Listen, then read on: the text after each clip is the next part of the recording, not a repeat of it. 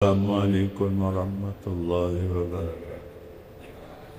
بسم اللہ الرحمن الرحیم، والصلاة والسلام علی رسولہ الکریم۔ السلام علیکم ورحمۃ اللہ وبرکاتہ۔ امید ہے کہ سب دوست خیریت سے ہوں گے۔ مولانا طارق جمیل صاحب کی بیان کا سننا لازمی سمجھو۔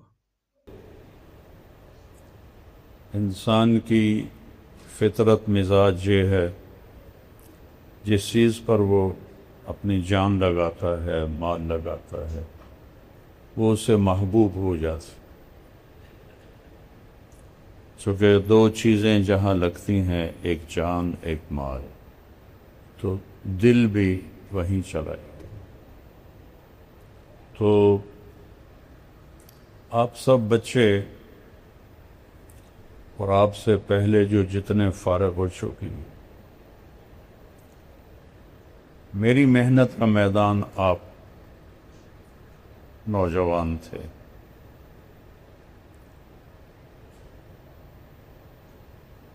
ساری زندگی میں نے صرف 4 مہینے اپنی زمین کو دیکھا اور اس پہ کپاس کاشت کی، 1984 4۔ اس سے زیادہ میں نے کبھی اپنی وراثتی جائیداد پر حال احوال پوچھا نوکروں سے، مینیجر سے، نہ دماغ لگا نہ دل لگا۔ پیسہ تو لگتا ہی ہے چیزوں، لیکن 2 چیزیں اس کے ساتھ نہیں تھی، نہ یہ تھا نہ یہ تھا، بس یہ تھا۔ تو لہذا میرا سرمایہ تم لوگ، تم بچے میرا سرمایہ۔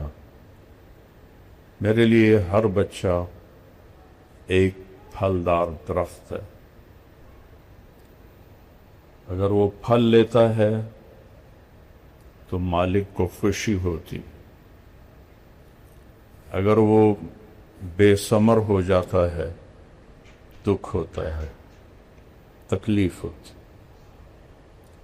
میں نے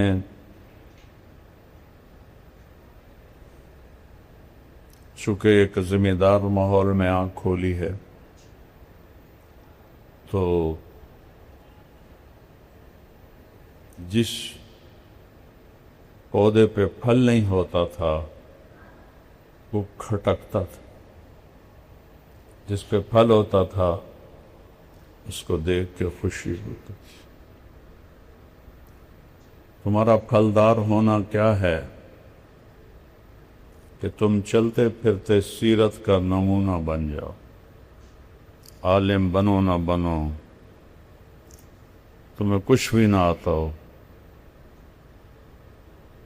تم حظو النعل بالنعل، جو محاورہ ہے عربی کا، کہ اپنے نبی کے نقش قدم پر ایسے چلتے چلتے چلتے اللہ کے پاس پہنچ جاؤ تو آپ علماء ربانیین ہو۔